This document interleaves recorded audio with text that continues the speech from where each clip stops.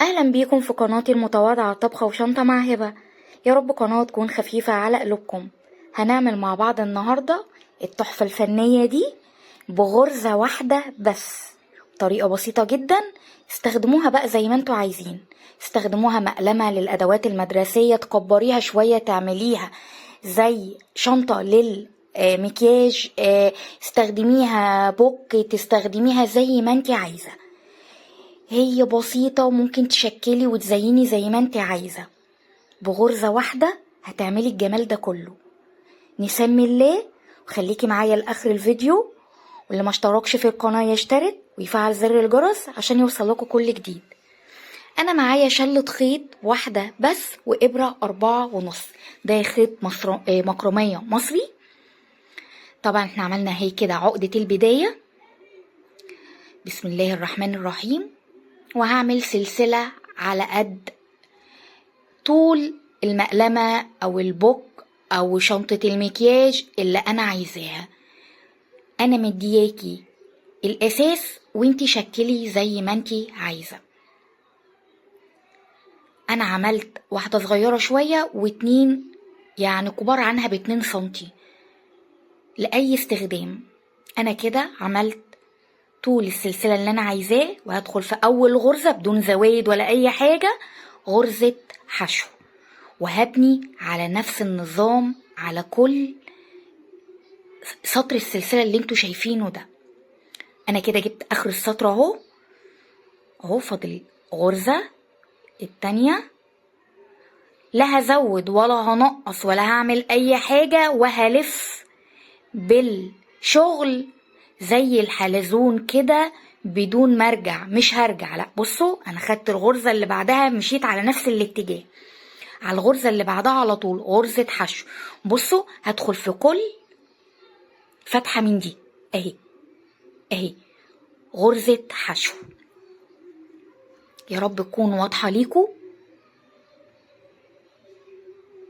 انا شغلي دايما غرزة حشو، غرز عواميد، ما بعملش غرز صعبة بقدر الامكان، عشان اللي لسه مبتدئ يقدر يعمل حاجات كتير، ما يقولش ان انا عشان مش عارف كل الغرز يبقى بالتالي مش عارف اشتغل. لا، ممكن بغرزة واحدة انتي متمكنة فيها وبإبرة تعرفي تمسكيها كويس تعملي شغل حلو قوي. انا برضو هلف كده اهو، ما برجعش بالشغل، بلف داير ما يدور، بلف حوالين الشغل اهو. عندي هنا زي حرف الفي، باخد الغرزة الورانية، ما باخدهاش كلها مع بعض، كلها غرزة حشو زي ما انتوا شايفين كده اهي. بوريكوا تاني، بدخل في الورانية دي كده، اسحب واخد الحلقتين مرة واحدة. تمام اهو، دي غرزة الحشو. بسحب الخيط، بيبقى عندي على الإبرة حلقتين، اقوم سحبة الخيط واسحب الحلقتين مرة واحدة، هي دي غرزة الحشو. ابتدت المقلمة او البوك او الشنطة تبان معايا بتاعة المكياج اهي، ابتدت تظهر معايا، التجويفة بتاعتها تبان. عملت لهاش لا قاعدة ولا وسعت من تحت ولا اي حاجة، على طول بنيت على السلسلة مباشرة. سهلة جدا وبسيطة جدا، وما شاء الله اصلا المقالم كمان وصلت لاسعار خرافية. انا معرفش عشان ايه، كلفتنيش حاجة خالص، وما خدتش البقرة كاملة على فكرة. المقلمة الواحدة ما خدتش مني البقرة كاملة، او زي ما انتوا شايفين كده.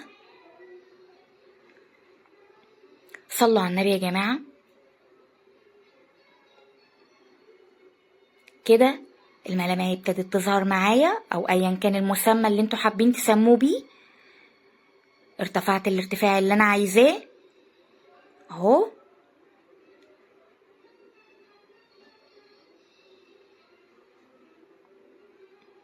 اهو انا بحاول اقفل الشغل معاكم.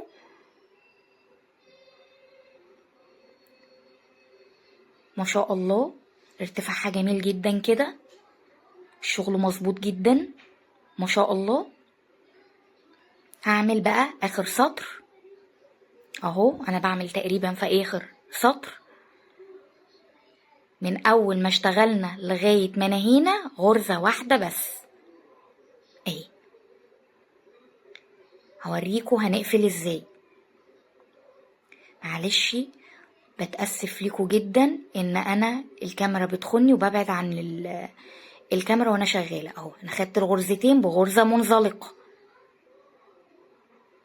في جنب الشغل، في جنب الشغل زي ما انتوا شايفين. تمام. الزيادة اللي انا عملت بيها عقدة البداية بحرقها كده اهو والزقها، لان انتوا عارفين ان دي الخيط ده من نوع لما بيتحرق بيبقى زي البلاستيك كده بيلزق. ونفس الحكاية من فوق، وانضف شغلي كده كويس قوي. وكده كده الجزء اللي من فوق ده هخيطه مع السوستة اللي هركبها. كده خلصت اساس المقلمة او الشغل بتاعي.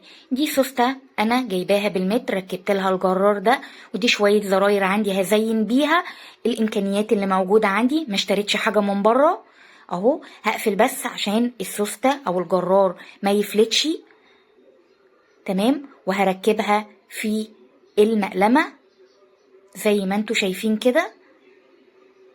اخيط كويس جدا واثبت كويس جدا.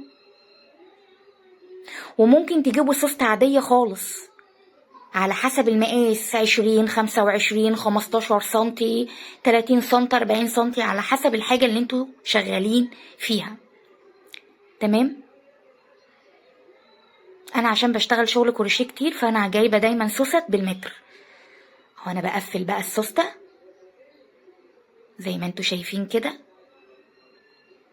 بخيط لون السوستة.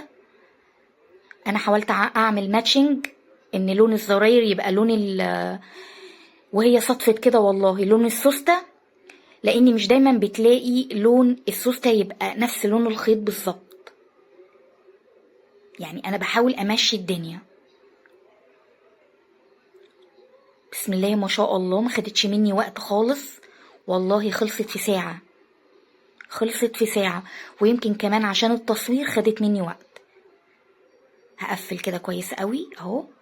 خلاص خلاص خلصت كده اهي. هقفل السوستة